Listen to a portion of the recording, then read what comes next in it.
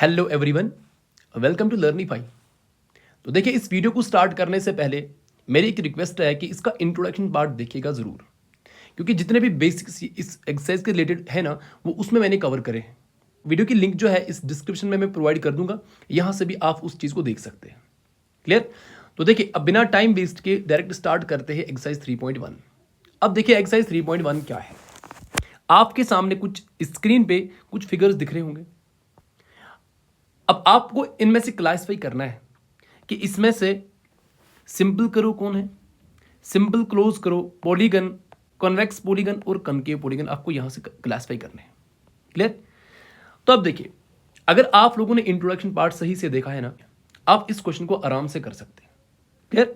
अब देखिए, कह रहा है कि given here are some figures, आपको इन फिगर्स में से क्लासिफाई करना है कि इसमें से सिंपल करो कौन है।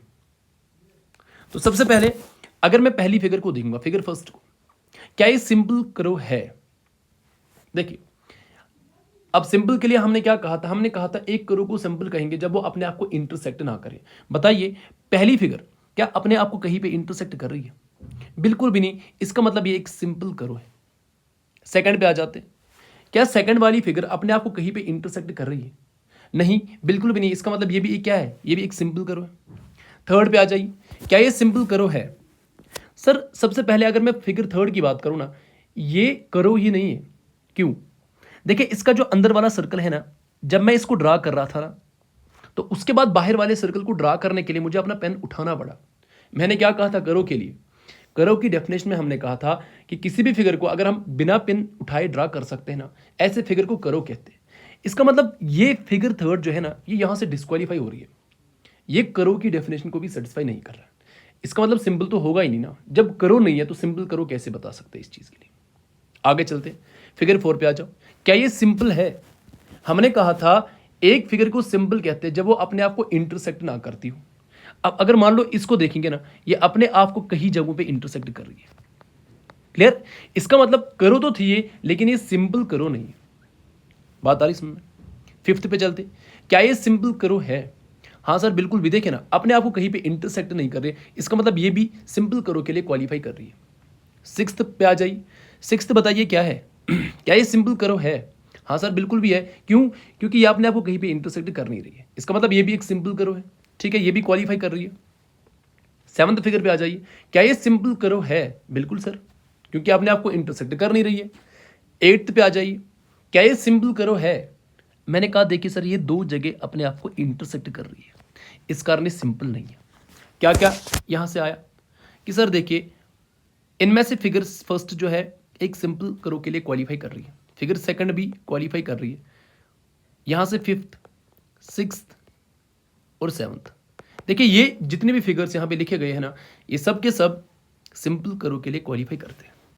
आगे चलते हैं, क्या है सेकंड? कह रहा है कि इनमें से सिंपल क्लोज करो कौन है? इसका मतलब जो जो सिंपल है उनमें से ही चेक करने हैं। बात आ रही सुन में? इसका मतलब मैं ना तो फिगर थर्ड को चेक करूंगा, ना फिगर 4 को चेक करूंगा, ना ही मैं फिगर 8 को चेक करूंगा। इसका मतलब मुझे वही फिगर्स चेक करने जो पहले सिंपल है, उसके बाद क्लोज की बात करते हैं। देखिए, अगर मैं फिगर फर्स्ट की बात करूंगा ना, ये क्लोज है मतलब बंद है, इसका मतलब ये क्लोज फिगर है। यहां से ये भी बंद है, बिल्कुल ये भी क्वालिफाई कर रही है सिंपल क्लोज करो के लिए। फिफ्थ, यहां से सिंपल क्लोज करो के लिए क्वालिफाई कर रही है। अब हाँ, फिगर 6 ये भी एक सिंपल क्लोज करो के लिए क्वालिफाई कर दी। यहां से फिगर 7 ये भी। इसका मतलब जो हमारे पास इस केस में सिंपल करो थे ना, वही इस केस में सिंपल क्लोज करो भी है। क्लियर हुआ? बात करते हैं पॉलीगन की। अब इन फिगर्स में से पॉलीगन कौन कौन सा है? अब देखिए, इनमें से पॉलीगन क्या है बताइए। हमने पॉलीगन के लिए क्या डेफिनेशन बताया था अपने इंट्रोडक्शन पार्ट में? हमने कहा था जो फिगर सिंपल है, क्लोज है और सिर्फ लाइन सेगमेंट से बनी है, उस फिगर को हम पॉलीगन कहते हैं। आगे, इनमें से क्या सबसे पहली वाली फिगर, फिगर फर्स्ट, क्या ये सिंपल है? हाँ सर, सिंपल के लिए क्वालिफाई कर रही है। क्लोज है? हाँ बिल्कुल सर, क्लोज भी है। क्या ये सिर्फ लाइन सेगमेंट से बनी है? हाँ सर, बिल्कुल भी। इसका मतलब ये पॉलीगन के लिए क्वालिफाई कर रही है। सेकंड फिगर पे आ जाइए, क्या ये सर सिंपल है? मैंने कहा हाँ बिल्कुल सिंपल है। क्लोज है क्या सर? बिल्कुल क्लोज भी है। क्या ये सिर्फ लाइन सेगमेंट से बना है? हाँ बिल्कुल। इसका मतलब ये भी पॉलीगन के लिए क्वालिफाई कर रही है। आगे देखिए थर्ड और फोर्थ में चेक ही नहीं करूंगा क्योंकि ये तो सिंपल ही नहीं है ना, इसके लिए तो चेक ही नहीं करेंगे। आगे, हाँ सर फिफ्थ वाला सिंपल था। देखिए सिंपल के लिए क्वालिफाई कर रहा है, क्लोज के लिए क्वालिफाई कर रहा है, लेकिन ये लाइन सेगमेंट्स का नहीं बना है, इसका मतलब ये फिर पॉलीगन भी नहीं है। आगे फिगर 6 को चेक करेंगे। देखिए सिंपल है, क्लोज है, क्या ये लाइन सेगमेंट से बना है? नहीं। देखिए इसके दो पोर्शन सर्कुलर भी है, इसका मतलब ये तो सर पॉलीगन नहीं है। आगे यहां पे देखिए सिंपल भी है, क्लोज भी है, लेकिन सिर्फ और सिर्फ लाइन सेगमेंट से नहीं बना है, क्योंकि इसका ये वाला पोर्शन किससे बना है? एक सर्कुलर पोर्शन है इसका ही। इसका मतलब ये भी पॉलीगन नहीं है, इसके लिए तो चेक ही नहीं करेंगे ना, क्योंकि ये क्या, ये तो सिंपल ही नहीं था ना। इसका मतलब हमारे पास जो पॉलीगन के लिए क्वालिफाई कर रही है ना इन फिगर्स में से, वो सिर्फ फर्स्ट एंड सेकंड है। फर्स्ट एंड सेकंड यहां से पॉलीगन के लिए क्वालिफाई कर रहे हैं। आगे चलते हैं। कह रहा है कि इनमें से कॉन्वेक्स पॉलीगन कौन है? देखिए अब मुझे यह पता है कि फिगर फर्स्ट और फिगर सेकंड ही पॉलीगन है, बाकी सब के सब तो कुछ भी नहीं है ना, ये तो पॉलीगन के लिए क्वालिफाई कर नहीं रही है ना। इसका मतलब इन दो फिगर्स में से आपको चेक करना है इनमें से कॉन्वेक्स कौन है और कनकेव कौन है। तो इंट्रोडक्शन में हमने कवर करा था, आप लोगों को बिल्कुल पता होगा कन्वेक्स पॉलीगन किसे कहते हैं। देखिए मेरे पास सिर्फ दो पॉलीगन है। अब पॉलीगन को कॉन्वेक्स चेक करने के लिए क्या करना है? मुझे इसकी डायगोनल्स ड्रा करने होंगे। मान लो मैं इस पॉलीगन के लिए डायगोनल ड्रा कर रहा हूं, ये इसका एक वर्टेक्स, ये दूसरा। अब जब मैंने इसका डायगोनल ड्रा करा ना, ये डायगोनल इस पॉलीगन से बाहर लाई कर रहा है। मैंने कहा जब भी किसी भी पॉलीगन का एटलीस्ट एक डायगोनल पॉलीगन से बाहर है ना, तो ऐसे पॉलीगन को हम कनकेव पॉलीगन कहते हैं। इसका मतलब ये जो फिगर फर्स्ट है ना, वो कनकेव पॉलीगन है। ठीक, चले फिर ये कन्वेक्स कौन है सर? मैंने कहा देखिए ये पॉलीगन जो है ना, मान लो इसका एक डायगोनल ये है और दूसरा ये, क्या और कोई डायगोनल इस वाले पॉलीगन के लिए पॉसिबल है क्या? बिल्कुल भी नहीं। इसका मतलब इसके दो डायगोनल्स पॉसिबल थे और वो डायगोनल दोनों के दोनों पॉलीगन के अंदर है। ठीक है ना, तो ऐसे पॉलीगन को हम कन्वेक्स पॉलीगन कहते हैं। मतलब फिगर सेकंड जो है ना, कन्वेक्स पॉलीगन के लिए क्वालिफाई कर रही है। होप कि आप लोगों को ये क्वेश्चन नंबर फर्स्ट जो है इस 3.1 का आपको समझ में आ चुका होगा। चलिए आगे चलते हैं क्वेश्चन सेकंड पे। देखिए क्वेश्चन नंबर सेकंड क्या कह रहा है? कह रहा है कि how many diagonals does each of the following have. ये जो आपके फिगर्स गिवन है ना, यहां से कह रहा है कि इनके लिए हम कितने डायगोनल्स ड्रॉ कर सकते हैं। सबसे पहला कह रहा है कि एक कॉन्वेक्स क्वाड्रिलेटरल, एक क्वाड्रिलेटरल के लिए हम कितने डायगोनल्स ड्रॉ कर सकते हैं। सेकंड कह रहा है कि रेगुलर हेक्सागन, एक हेक्सागन के लिए हम कितने नंबर ऑफ डायगोनल्स ड्रॉ कर सकते हैं। थर्ड ए ट्रायंगल, एक ट्रायंगल के लिए कितने डायगोनल्स ड्रॉ कर सकते हैं। ये चीज़ मैंने आपको इंट्रोडक्शन में भी कवर कराया था।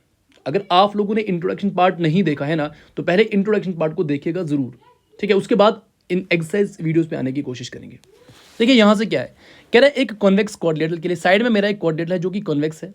क्लियर, कह रहा है कि इसके कितने डायगोनल्स पॉसिबल है। चलिए सबसे पहले प्रैक्टिकली देखते हैं। मैंने कहा देखिए इसके 4 वर्टेक्स है, और डायगोनल को डिफाइन करते टाइम मैंने यही कहा था कि ऐसी लाइन सेगमेंट जो दो नॉन कंसेक्टिव वर्टेक्स को ज्वाइन करती है ना, ऐसे लाइन सेगमेंट का नाम होता है डायगोनल। तो इस तरीके से यहां से सिर्फ और सिर्फ 2 ही डायगोनल्स पॉसिबल है। मैंने कहा एक क्वाड्रिलेटरल के लिए सिर्फ और सिर्फ 2 डायगोनल्स पॉसिबल होते हैं। क्लियर, ये प्रैक्टिकली बता रहा हूं मैं। आगे हमारे पास एक फॉर्मूला भी थी जो हमने इंट्रोडक्शन पार्ट में कवर करा था, उस फॉर्मूला के थ्रू भी हम इस चीज़ को निकाल सकते हैं। अभी फिलहाल के लिए मान लो मेरा एक हेक्सागन है, इसकी 6 वर्टेक्स है। देखिए यहाँ से 2 3 4 5 और 6। अब देखिए मान लो मैंने इस वर्टेक्स को चूज करा, अब ये वर्टेक्स और ये वर्टेक्स इसके लिए कंसेक्टिव है, ठीक है ना। मैंने कहा एक ऐसी लाइन सेगमेंट जो इसके नॉन कंसेक्टिव वर्टेक्स से ज्वाइन करेगी ना, ऐसी लाइन सेगमेंट का नाम होता है डायगोनल।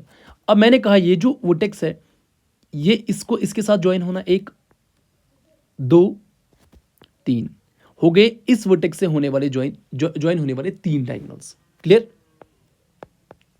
आगे मैंने कहा अब आगे चलते हैं। अब मैं इस वाले वर्टेक्स की बात करता हूं, ठीक है। इसके लिए ये और ये कंसेक्टिव वर्टेक्स है, इनके साथ तो ज्वाइन हो नहीं सकता है। अब इसके लिए नॉन कंसेक्टिव क्या है, एक तो ये है, एक डायगोनल यहां से हुआ, एक ये हुआ, और एक, कितने डायगोनल्स हुए सर? यहां से भी हमने 3 डायगोनल्स ड्रा करे हैं। आगे चलते हैं। मैंने कहा अब इस वाले वर्टेक्स से चेक करते हैं। देखिए इस वाले वर्टेक्स से इसके लिए ये और ये कंजेक्टिव है, इनके साथ तो ज्वाइन हो नहीं सकता है। होना किसके साथ है? नॉन कंजेक्टिव वर्टेक्स के साथ। एक ये हुआ, दूसरा ये हुआ, तीसरा तो ऑलरेडी ज्वाइन है। इसका मतलब यहां से भी हम दो डायगोनल्स ड्रा कर सकें। क्लियर? आगे चलते हैं। देखिए यहां मैंने कहा अब इस वाले वर्टेक्स की बात करते हैं। इसके लिए ये और ये नॉन कंजेक्टिव वर्टेक्स है। इसके लिए नॉन कंजेक्टिव वर्टेक्स क्या क्या है? एक यहां से, दूसरा तो ऑलरेडी ज्वाइन है, तीसरा भी ऑलरेडी ज्वाइन। इसका मतलब हमने यहां से भी एक डायगोनल ड्रा करा। कुल मिला के हमारे पास 3 3 6 2 8 और 1 9। एक हेक्सागन के लिए हम सिर्फ और सिर्फ 9 डायगोनल्स ड्रा कर सकते हैं। क्लियर हुआ? आगे चलते ट्रायंगल की बात करते हैं। अब देखिए ट्रायंगल में 3 वर्टेक्स है और तीनों के तीन एक दूसरे के लिए कंजेक्टिव है। क्लियर? और हमने कहा था डायगोनल एक ऐसी लाइन सेगमेंट है जो कि दो नॉन कंजेक्टिव वर्टेक्स को ज्वाइन करती है। यहाँ पे सबके सब कंजेक्टिव है। देखिए इस वाले वर्टेक्स के लिए ये और ये कंजेक्टिव, इस वाले वर्टेक्स के लिए ये और ये कंजेक्टिव, इस वाले वर्टेक्स के लिए ये और ये कंजेक्टिव। इसका मतलब यहाँ पे कोई नॉन कंजेक्टिव वर्टेक्स है नहीं। इसका मतलब यहाँ से हम 0 नंबर ऑफ डायगोनल्स ड्रा कर सकते हैं। ट्रायंगल के लिए कोई भी डायगोनल पॉसिबल नहीं है। अब चलिए इसी चीज़ को हम जो हमने अपने फॉर्मूला से किया था ना, हमने कहा था मान लो हमारे पास एक क्वाड्रिलेटरल है। क्वाड्रिलेटरल के कितने साइड्स होते हैं? आपने कहा देखिए सर इसके 4 नंबर ऑफ साइड्स होते हैं। ठीक, मतलब क्वाड्रिलेटरल के लिए जो हमारा n है ना दैट इज 4। अब सर नंबर ऑफ डायगोनल्स कितने होंगे? नंबर ऑफ डायगोनल्स होंगे n इंटू n-3/2।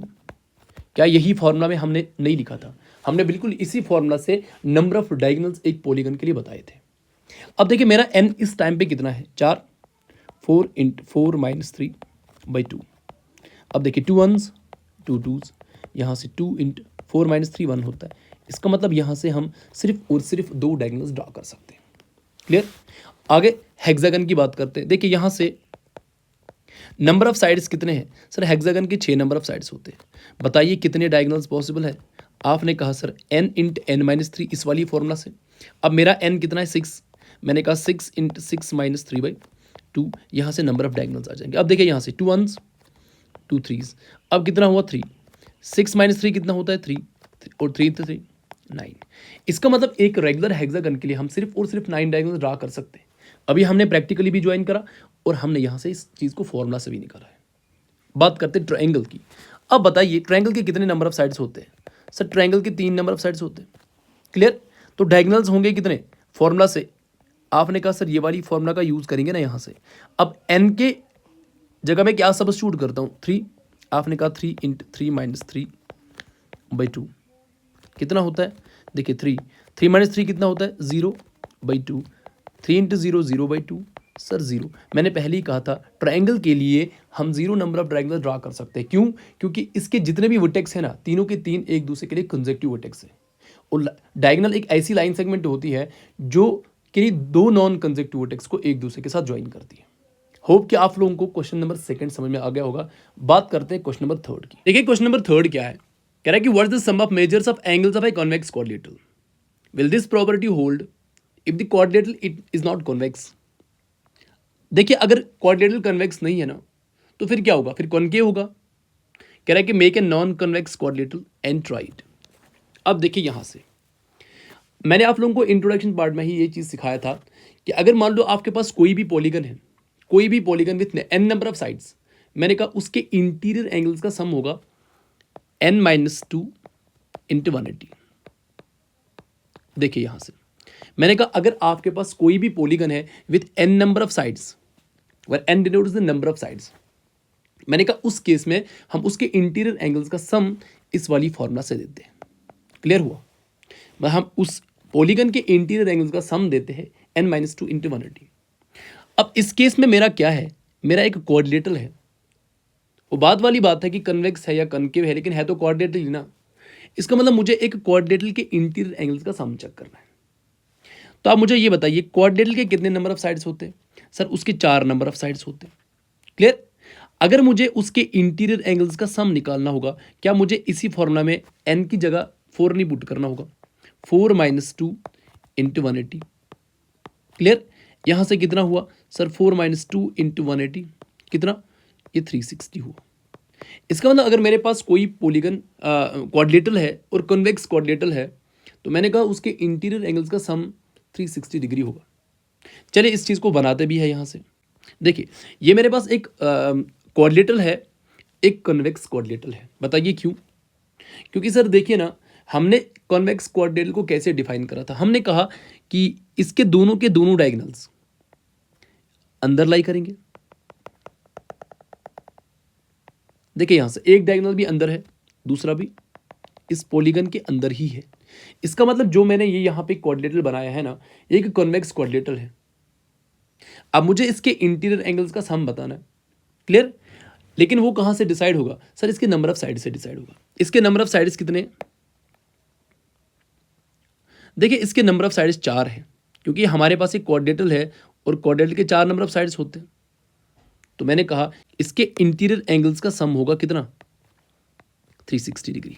ये इस वाली फॉर्मूला से हमने डिसाइड करा। क्लियर हुआ? अभी लिखना कैसे है मैं वो बाद में बता दूंगा, लेकिन पहले इस चीज को समझो। क्लियर हुआ? आगे चलते हैं। मान लो अगर ये क्वाड्रिलेटरल कन्वेक्स नहीं है तो फिर क्या है? फिर कनकेव है। जरा बता दीजिए, मैंने आपको इंट्रोडक्शन में कन्वेक्स कॉनकेव के लिए क्या डेफिनेशन बोला था? मैंने कहा था एक क्वाड्रिलेटरल को कन्वेक्स कनकेव कहेंगे जब उसका एक एंगल 180 से ज़्यादा होगा, 180 से ज़्यादा होगा।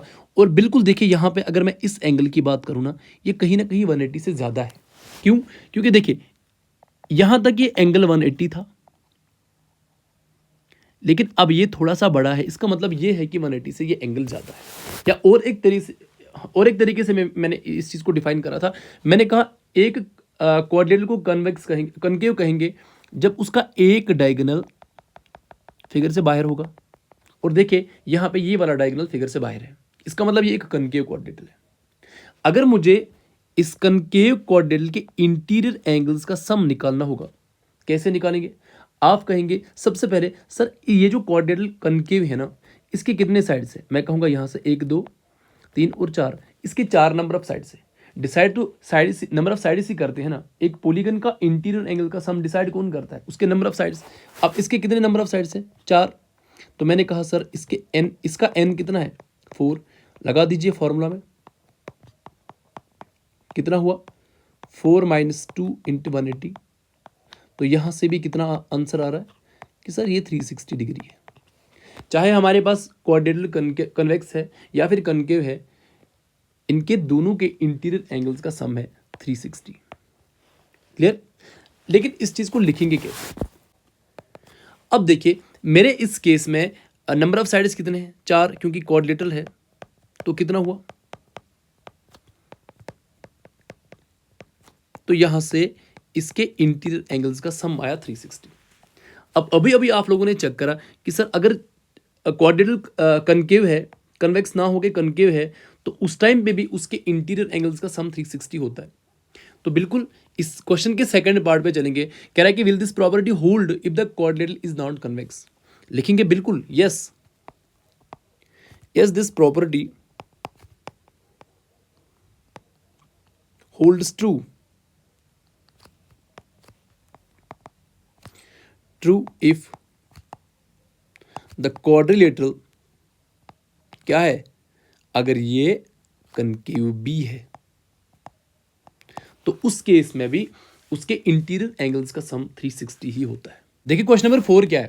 कह रहा है कि examine the table, each figure is divided into triangles and sum of angles deduced from that. देखिए इस नीचे वाला टेबल में क्या है? सबसे पहले आपके पास एक फिगर है ट्रायंगल, उसके बाद एक क्वाड्रिलेटरल बाय 4 साइडेड फिगर है, उसके बाद आपके पास एक पेंटागन, और उसके बाद फाइनली आपके पास एक हेक्सागन है। लेकिन किया क्या है कि इस क्वाड्रिलेटरल को 2 ट्रायंगल्स में डिवाइड करा है, इस पेंटागन को 3 ट्रायंगल्स में डिवाइड करा गया है। क्लियर? इस हेक्सागन को 4 ट्रायंगल्स में डिवाइड करा गया है। ठीक है, अब देखिए यहां से ट्रायंगल के कितनी नंबर ऑफ साइड्स होते हैं? उसके 3 साइड्स होते हैं। तो एंगल सम मतलब इंटीरियर एंगल्स का सम कितना होता है? 180। अब यहां से भी कहीं ना कहीं ये नंबर ऑफ साइड्स पे ही डिपेंड करता है। मान लो इसके 4 साइड्स है, ठीक, और इंटीरियर एंगल का सम कितना होगा सर, देखिए ना 4 - 2 × 180, ये दो वही से आया है। क्लियर? आगे अब बात करते हैं किसकी, थर्ड वाली फिगर की। देखिए इसको 3 ट्रायंगल्स में डिवाइड करा गया है और अभी अभी आप लोगों ने कहा कि एक ट्रायंगल का इंटीरियर एंगल का सम होता है 180, तो बताइए 3 का कितना होगा, 3 × 180, ये तो वही है ना। असल में मैंने क्या कहा था, नंबर ऑफ साइड्स में से हम 2 को कम करके उसको मल्टीप्लाई 180 से कर देते, उसके बाद हमें किसी भी पॉलीगन के इंटीरियर एंगल का सम निकल जाता है। बिल्कुल इस फोर्थ वाली फिगर में भी कुछ ऐसा ही है। इस हेक्सागन को 4 नंबर ऑफ ट्रायंगल्स में डिवाइड करा गया है और हर ट्रायंगल का इंटीरियर एंगल का सम 180 है। तो बताइए 180 को 4 से मल्टीप्लाई करने के बाद हमारे पास इंटीरियर एंगल का सम नहीं आएगा क्या? बिल्कुल। तो कहीं ना कहीं ये वही है जो बिल्कुल हमारे पास जो फार्मूला हुआ करती थी ना, n - 2 × 180 इंटीरियर एंगल का सम निकालने के लिए, कहीं ना कहीं वो वही फार्मूला इसने यूज करा है। लेकिन इसने क्या करा है कि इन पॉलीगन्स को डिवाइड करा है ट्रायंगल्स में। ठीक, अब वैसे भी तो सही हो रहा है ना। यहाँ देखिए इस वाली फिगर में इस ट्रायंगल का इंटीरियर एंगल का सम 180, इसका भी 180। देखिए 180 दो बार है तो मल्टीप्लाई 2 से कर दो। बिल्कुल। अब आपसे क्वेश्चन क्या है, कह रहा है कि what can you say about the angle sum of a convex polygon with number of sides n 7 8 10 और उसके बाद n। देखिए यहां से मैं जरा पेन को चेंज करता हूं। देखिए हमारा यहां पे n कितना है सर, n 7 है, तो बताइए सम कितना होगा, मतलब सम ऑफ इंटीरियर एंगल्स कितना होगा, 7 - 2 × 180, तो कितना हुआ 5 × 180, तो कितना हुआ 900। इसका मतलब अगर हमारे पास कोई पॉलीगन है जिसके 7 नंबर ऑफ साइड्स है ना, तो उसके इंटीरियर एंगल्स का सम होगा 900। आगे यहाँ पे कितना है सर, देखिए ना n 8 है, तो सम कितना होगा, उसके इंटीरियर एंगल्स का सम कितना होगा। आप कहोगे सर 8 में से 2 कम कर दो, मल्टीप्लाई 180 से कर दो, कितना हुआ, और 6 × 180 कितना होता है 1080 डिग्री। क्लियर? अब मेरा n कितना है सर 10 है, मतलब एक पॉलीगन है जिसके 10 नंबर ऑफ साइड्स है, सम ऑफ इंटीरियर एंगल्स कितना होगा 10 - 2 × 180, तो कितना हुआ 8 × 180, तो कितना होता है 0 8 8 64 8 1 8, तो कितना होता है 1440 डिग्री। कहने का मतलब ये अगर मेरे पास कोई पॉलीगन है जिसके 10 नंबर ऑफ साइड्स है ना, उसके इंटीरियर एंगल्स का सम होगा 1440। क्लियर? अब ये क्या है, यही तो जनरल फॉर्मूला है सर। मेरा n कितना है, मेरा n ही n है। क्लियर? तो सम कितना होगा सर, सम होगा n - 2 × 180। आया समझ में? तो चलिए बात करते हैं क्वेश्चन नंबर 5। अब देखिए क्वेश्चन नंबर 5 क्या है, कह रहा है कि what is a regular polygon, state the names of the regular polygon of 3 sides, part second 4 sides और पार्ट थर्ड 6 साइड्स। अब देखिए सबसे पहले रेगुलर पॉलीगन क्या है। मैंने कहा एक पॉलीगन को रेगुलर होने के लिए उसको इक्वी एंगुलर भी होना पड़ेगा, उसको इक्विलेटरल भी होना पड़ेगा। अगर इन दो में से एक नहीं है ना, तो फिर भी रेगुलर नहीं है। मान लो कोई पॉलीगन ऐसा है जो इक्वी एंगुलर है, मतलब उसका हर एक एंगल बराबर है, लेकिन इक्विलेटरल नहीं है, मैंने कहा वो फिर रेगुलर नहीं है। अब पॉलीगन को रेगुलर होने के लिए इक्वी एंगुलर भी होना पड़ेगा, उसके साथ साथ उसको इक्विलेटरल भी होना पड़ेगा। क्लियर? अब साइड में वही लिखा है कि a polygon which is both equiangular as well as equilateral. एक पॉलीगन को रेगुलर होने के लिए क्या होना चाहिए, उसको इक्वी एंगुलर भी होना है, उसको इक्विलेटरल भी होना है, तब जाके एक पॉलीगन को रेगुलर कहेंगे। क्लियर हुआ? आगे चलते हैं। कह रहा है कि state the names of the regular polygon of 3 sides, 4 sides और 6 साइड्स। आपको 3 साइड्स का एक पॉलीगन बताना है जो रेगुलर होगा। अब आपके जहन में पहला क्वेश्चन ये आता होगा कि सर अगर कोई पॉलीगन है जिसके 3 साइड्स है, वो तो ट्रायंगल होती है ना, क्या हर एक ट्रायंगल एक रेगुलर है, रेगुलर पॉलीगन है? बिल्कुल भी नहीं। सिर्फ और सिर्फ हमारे पास इक्विलेटरल ट्रायंगल है, इक्विलेटरल ट्रायंगल है जो क्या है, जो रेगुलर है। क्यों? क्योंकि देखिए ना इसका हर एक एंगल 60 डिग्री होता है, मतलब इक्वी एंगुलर है। हर एक एंगल क्या है, हर एक एंगल बराबर है, मतलब 60 डिग्री का है, और साथ साथ में ये इक्विलेटरल भी है क्योंकि इसका हर एक साइड भी बराबर होता है। क्लियर हुआ? तो अब मेरा ऐसा पॉलीगन जो 3 साइड से बना हुआ है और रेगुलर भी है, मैंने कहा ये सिर्फ और सिर्फ इक्विलेटरल ट्रायंगल होती है। तो चलिए पार्ट सेकंड की बात करते हैं। पार्ट सेकंड क्या है? कह रहा है कि आपको एक ऐसा रेगुलर पॉलीगन बताना है जिसके 4 साइड्स होंगे। अब 4 साइडेड पॉलीगन तो मेरे पास बहुत सारे हैं जिन्हें क्वाड्रेटल कहते हैं, लेकिन मुझे उनमें से ये वो वाली फिगर बतानी है जो रेगुलर भी होगा, मतलब उसका हर एक एंगल भी बराबर होना चाहिए, उसका हर एक साइड भी बराबर होना चाहिए। तो बताइए ऐसी कौन सी 4 साइडेड पॉलीगन है जिसका एंगल भी बराबर होंगे अंदर के, और साथ साथ में उसके साइड्स भी बराबर होंगे। आपको डायरेक्ट ये स्ट्राइक हो रहा होगा कि सर वो स्क्वायर है, रेक्टेंगल नहीं है, क्योंकि रेक्टेंगल इक्वी एंगुलर है, उसका हर एक एंगल बराबर है, मतलब 90 है, लेकिन उसका हर एक साइड बराबर नहीं है, उसके अपोजिट साइड बराबर है, लेकिन एडजेसेंट साइड्स उसके क्या होते हैं, वो अनइक्वल होते हैं, इस कारण वो रेगुलर नहीं है। तो स्क्वायर, देखिए स्क्वायर क्या है, इसमें हर एक, देखिए इक्वी एंगुलर है ये, क्यों? क्योंकि इसका हर एक एंगल कितना है सर, देखिए वो 90 डिग्री है, इक्वी एंगुलर है ये। क्या ये इक्विलेटरल भी है? हाँ सर, देखिए ना इसका हर एक साइड भी बराबर होता है, इस कारण स्क्वायर क्या है, स्क्वायर एक रेगुलर पॉलीगन है जिसके 4 साइड्स है। तो पार्ट थर्ड क्या है? कह रहा है कि आपको एक ऐसा पॉलीगन बताना है जो रेगुलर है और 6 साइड से बना होगा, ठीक है ना, 6 साइड से बना होगा। बताइए ये कौन सा पॉलीगन है? इसके लिए नाम देंगे it's regular hexagon. Regular hexagon अब दिखता कैसा है? ठीक है, कुछ इस तरीके से। देखिए अब ये भी क्या है, ये भी इक्वी एंगुलर है, इसका हर एक एंगल बराबर है, मतलब इक्वी एंगुलर है, ठीक, और हर एक साइड भी बराबर है, मतलब इक्विलेटरल भी है। तो इस कारण क्या है, ये एक रेगुलर पॉलीगन है जिसके 6 साइड्स होंगे। अब देखिए क्वेश्चन नंबर 6 क्या है? कह रहा है कि find the angle measure x in the following figures. आपके पास कुछ फिगर्स दिख रहे होंगे, कह रहा है कि यहां से आपको एक्स का वैल्यू फाइंड करना है। अब देखिए पार्ट फर्स्ट की बात करते हैं, पार्ट एक की बात करते हैं, क्या है ये? देखिए इसकी सॉल्यूशन की बात करते हैं। सच बताना, आपको ये फिगर क्या लग रही है? क्या ये क्वाड्रेटल नहीं है? बिल्कुल। अब क्वाड्रेटल के इंटीरियर एंगल का सम कितना होता है? वो 360 नहीं होता है क्या? बिल्कुल वही, उस हिसाब से हम इस एक्स को निकाल सकते हैं। क्या? मैंने कहा वी नो दैट,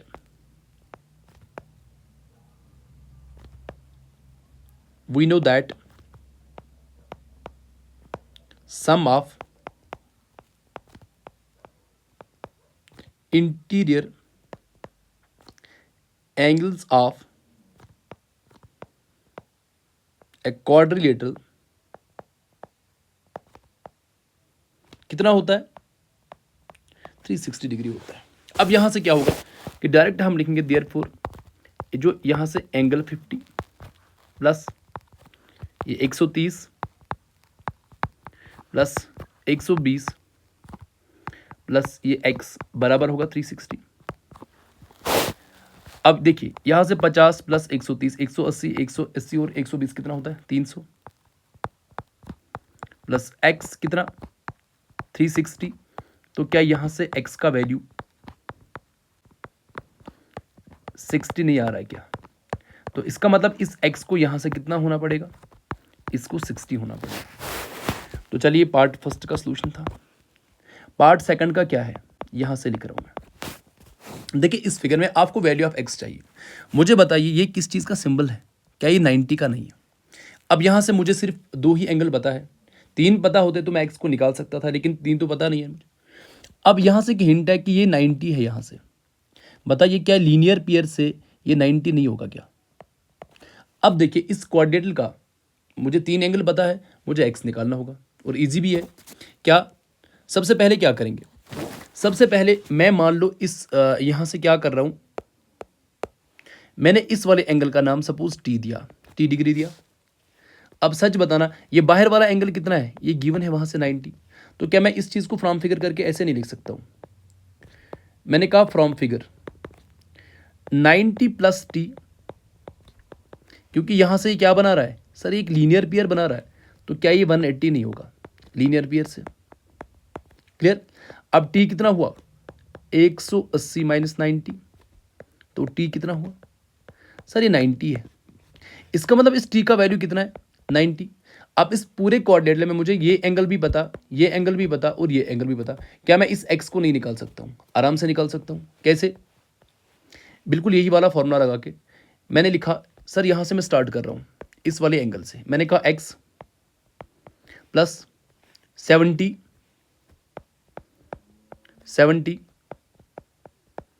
प्लस 60, अब लास्ट वाला कितना 90।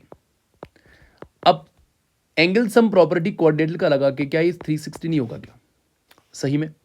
तो x प्लस 70 प्लस 60 कितना होता है 130, 130 और 90 कितना होता है 220, तो बराबर 360। तो यहां से x का वैल्यू कितना आया 360 माइनस 220, तो x का वैल्यू यहां से 140। क्लियर हुआ? तो इसका मतलब x का वैल्यू कितना है यहां से 140 डिग्री है। अब देखिए इस पार्ट से में मुझे वैल्यू ऑफ x चाहिए। अब ये फिगर क्या है, ये एक पेंटागन है अगर आपको लग रहा है तो। देखिए इसके 5 साइड्स है तो पेंटागन हो गया। अब यहां से इस x का वैल्यू निकालने के लिए करना क्या होगा, देखिए अगर मैं इस एंगल को सपोज के लिए फिलहाल s मान लूं यहां से, इससे क्या होगा कहीं ना कहीं यहां से लीनियर पेयर बन रहा है, तो यहां से मुझे वैल्यू ऑफ s निकलेगा। उसके बाद मैं इस वाले एंगल को सपोज करूंगा कि ये कोई दूसरा एंगल है, सपोज एस टी है ये, तो यहां से लीनियर पेयर बन के मुझे वैल्यू ऑफ टी मिलना है। उसके बाद करना कुछ नहीं है, अब ये पेंटागन है और मुझे पेंटागन के इंटीरियर एंगल्स का सम पता है। अब मेरे पास एस भी होगा, टी भी होगा, एक्स तो ऑलरेडी है, ये 30 होगा, ये एक्स होगा, इनको प्लस करके मुझे वैल्यू ऑफ एक्स मिलना है यहां से। तो देखिए करेंगे कैसे।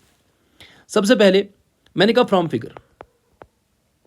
फिगर क्या कि s प्लस दिस 70, ये वाला दिस s प्लस 70, इसकी बात कर रहा हूं मैं, ये 180 होगा। ये इसलिए होगा क्योंकि ये लीनियर पेयर यहां से बना रहा है। तो क्या यहां से वैल्यू ऑफ s 180 माइनस 70 नहीं आएगा क्या? तो s का वैल्यू 110 डिग्री। क्लियर हुआ?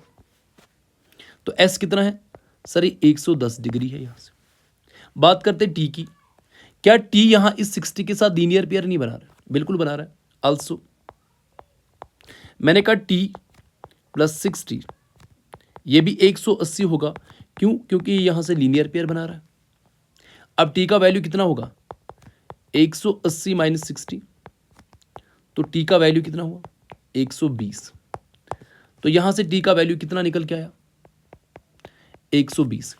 अब देखिए चाहिए मुझे x का वैल्यू, चाहिए मुझे x का वैल्यू, और मेरे पास ये फिगर जो है ना ये एक पेंटागन है और पेंटागन के इंटीरियर एंगल का सम होता है 540। अब मुझे भी पता है नाउ, यहां से इस 30 से स्टार्ट करूंगा मैं, 30 plus x plus this 120 plus this 110 plus this x will be equal to 540, क्योंकि इनसे तो काम मेरा है नहीं। देखिए ना, ये चीज़ तो हो गया, ये चीज़ भी हो गया, क्योंकि इससे कोई मतलब है नहीं। अब मुझे असल में क्या चाहिए, मुझे असल में ही x चाहिए। तो कैसे करेंगे, मैंने कहा 30 plus x plus 30 plus x plus ये 120 प्लस 110 प्लस ये x कितना होगा 540। ये रीज़न यही है क्योंकि ये पेंटागन के इंटीरियर एंगल्स है और पेंटागन के इंटीरियर एंगल्स का सम होता है 540। अब यहाँ से 30 प्लस 120 150, 150 और 110 कितना होता है 260, 260 तो ये हुआ। अब यहाँ से बचा x प्लस x, 2x बराबर 540, तो 2x बराबर होगा 540 माइनस 260, 2x बराबर होगा यहाँ से 280, तो x बराबर होगा 280 बाई 2, तो x बराबर होगा 2 1s 2 4s, x बराबर होगा 140। इसका मतलब ये जो ये वाला एंगल होगा ना ये 140 होगा, तो इसका मतलब ये भी कितना होगा 140। यहाँ से आपको वैल्यू ऑफ x मिल गया। तो बात करते हैं पार्ट डी की, इसका सोल्यूशन क्या होगा।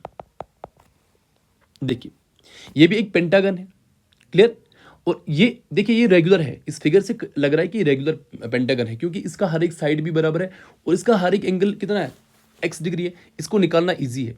क्या है ये, एंगल सम प्रॉपर्टी लगा देंगे पेंटागन की। सबसे पहले मैंने कहा यहां से स्टार्ट करेंगे x plus x plus x plus x plus ये वाला x, सब के सब इंटीरियर एंगल्स है और इंटीरियर एंगल्स का सम पेंटागन के लिए 540 होता है।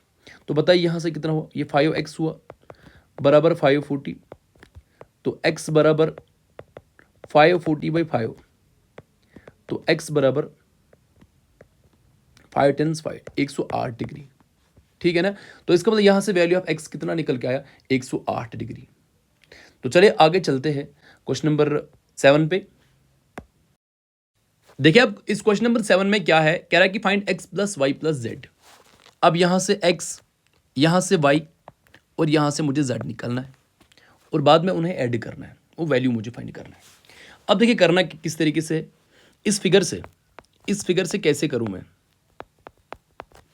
देखिए सबसे पहले इस x को निकालना सबसे इजी है, क्यों, क्योंकि देखिए ये एक स्ट्रेट लाइन है और यहां से एक लीनियर पेयर बन रहा है। अब लीनियर पेयर कितना सम होता है उसका, सर 180 होता है। तो क्या यहां से स्टार्ट ना करें हम, मैंने कहा फ्रॉम फिगर। सबसे पहले मैंने कहा x + 90 will be equal to 180, ऐसा इसलिए क्योंकि ये यहां से लीनियर पेयर बना रहा है। देखिए क्लियर। तो यहां से x का वैल्यू कितना आना है, 180 - 90, तो x का वैल्यू सर यहां से 90 आया। हो गया पहला काम। उसके बाद इस z को फाइंड करने की कोशिश करेंगे। देखिए एक स्ट्रेट लाइन है यहां से और यहां से दो एंगल बन रहे हैं, लीनियर पेयर है और इनका सम कितना होगा, 180 होगा। तो क्या मैं इस चीज को यहां से ऐसे नहीं लिख सकता हूं, ऑल्सो ये z + 30 कितना होगा, 180। रीजन ये होगा कि ये लीनियर पेयर बना रहा है, बात आ रही सुन। तो z का वैल्यू कितना होगा, इट विल बी 180 - 30, तो z का वैल्यू 150। क्लियर हुआ। तो यहां से कितना आया, ये 150 आया। x का वैल्यू कितना आया था, ये 90 आया था। देखिए अब y को निकालने के लिए करना क्या पड़ेगा, क्या यहां से लीनियर पेयर से निकलेगा, बिल्कुल भी नहीं, क्योंकि हमें अंदर वाला वैल्यू तो पता नहीं। मैंने कहा इस वाले वैल्यू को पहले फाइंड करना है। अब ये बताइए क्या ये फुल यहां से ट्रायंगल नहीं लग रही है, ट्रायंगल का एंगल सम निकाल के हम ये एंगल निकाल सकते हैं। अब देखिए नाउ देखिए ये 30 + 90 प्लस, फिलहाल के लिए मैं इस एंगल को सपोज टी कर रहा हूं, T will be equal to 180। Reason देंगे angle sum property of triangle, angle sum property of triangle. तो कितना होता है sir, sum of interior angles of a triangle is 180 degree. तो अब ये देखिए 30 यहां से लिया, 90 + t कितना हुआ 180, 90 + 30 कितना होता है 120, प्लस t कितना है 180। तो t का यहां से कितना वैल्यू आया 180 - 120, और यहां से t का वैल्यू कितना है 60। अब ये t कितना है 60, लेकिन मुझे t तो चाहिए नहीं, मुझे y चाहिए यहां से। तो अब ये यहां से क्या है, देखिए ये यहां से एक स्ट्रेट लाइन जा रही है और यहां से एक लीनियर पेयर बन रहा है, और लीनियर पेयर का सम कितना होता है 180 होता है। तो क्या मैं इसको ऐसे नहीं लिख सकता हूं। नाउ आगे कि t + y, ये लीनियर पेयर बना रहा है और इसका सम कितना होगा 180 होगा। अब t का वैल्यू तो मुझे पता है, that is 60 + y will be equal to 180। y बराबर होगा 180 - 60 और y बराबर होगा यहां से 120। क्लियर। और मुझे y का वैल्यू चाहिए था। अब देखिए यहां से भी आप चेक कर सकते हैं। बताइए, आपको मैंने बताया था कि sum of exterior angles of any polygon 360 होता है। तो देखिए बिल्कुल है ना, 150 ये एक्सटीरियर एंगल है, 120 एक्सटीरियर एंगल है, 90 है, और तीनों का सम 360 है। यहां से भी सही हो रहा है। लेकिन हमारा क्वेश्चन क्या है कि सर जो आपका वैल्यू ऑफ x, y और z आया ना, उन्हें प्लस करना है। तो यहां पे लिख देता हूं मैं। तो कितना होगा सर, x का वैल्यू आपने कितना निकाला था, x का वैल्यू यहां से 90 आया था, प्लस सर y का वैल्यू 120 और z का 150। आप डायरेक्ट इस चीज़ को 360 भी बता सकते थे, क्योंकि ये किसी भी पॉलीगन के एक्सटीरियर एंगल्स का सम होता है 360। अब जरा इस पार्ट बी को भी देख लेते हैं। पार्ट बी क्या है, देखिए यहां से कह रहा है कि find x + y + z + w। ये चीज़ आपको फाइंड करना है। क्लियर। अब सबसे पहले मैं x को निकालने की कोशिश करूंगा। देखिए यहां से एक स्ट्रेट लाइन है और यहां पे एक लीनियर पेयर बन रहा है, तो यहां से value of x linear pair से ही मिल जाएगा। कैसे, साइड में लिख रहा हूं मैं, ये x + 120 180 होगा, ये इसलिए क्योंकि लीनियर पेयर से। अब x का वैल्यू कितना हुआ 180 माइनस 120, x का वैल्यू कितना हुआ 60। क्लियर, यहाँ से x का वैल्यू 60 आया। बिल्कुल यहाँ से y एक स्ट्रेट लाइन है और क्या ये लीनियर पेयर नहीं है, बिल्कुल लिखेंगे y प्लस 80 जो है ना ये 180 है क्योंकि लीनियर पेयर है। तो y कितना हुआ 180 में से 80 कम, तो y हुआ 100, y का वैल्यू कितना आया 100 डिग्री। अब देखिए यहाँ से एक स्ट्रेट लाइन है और ये लीनियर पेयर बना रहा है, क्या यहाँ से मैं z नहीं निकाल सकता हूँ? मैंने कहा z प्लस 60 बराबर 180, रीज़न देंगे लीनियर पेयर का। अब देखिए z बराबर होगा 180 माइनस 60 और z बराबर होगा यहाँ से कितना 120। क्लियर, तो z कितना आया सर 120 है।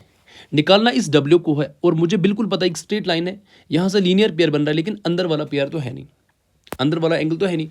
मैंने कहा अब करना क्या होगा, अब ये फिगर मेरे को एक कोऑर्डिनेटर लग रहा है, इतना सा मेरे को क्या लग रहा है सर, ये मेरे को एक कोऑर्डिनेटर लग रहा है। मैंने कहा कोऑर्डिनेटर के इंटीरियर एंगल्स का सम होता है 360, तो क्या मैं इस चीज़ का हेल्प नहीं ले सकता हूँ यहाँ से? बिल्कुल। मैंने कहा नाउ देखिए, मैंने कहा ये 120 प्लस 80 प्लस 60 प्लस इसको मैं फिलहाल के लिए t मानता हूँ। मैंने कहा इन चारों एंगल्स का सम होगा 360, लिखेंगे 120 प्लस 80 प्लस 60 प्लस t, ये बराबर होगा 360। क्यों? ये एंगल सम प्रॉपर्टी किसकी है? क्वाड्रिलेटरल की। बात आ रही समझ? अब यहां से देखिए 120 और 80 होते हैं 200, 260 प्लस t जो है ये 360 के बराबर है। t बराबर है 360 माइनस 260 और t बराबर है 100। लेकिन मुझे t नहीं चाहिए, मुझे असल में w चाहिए।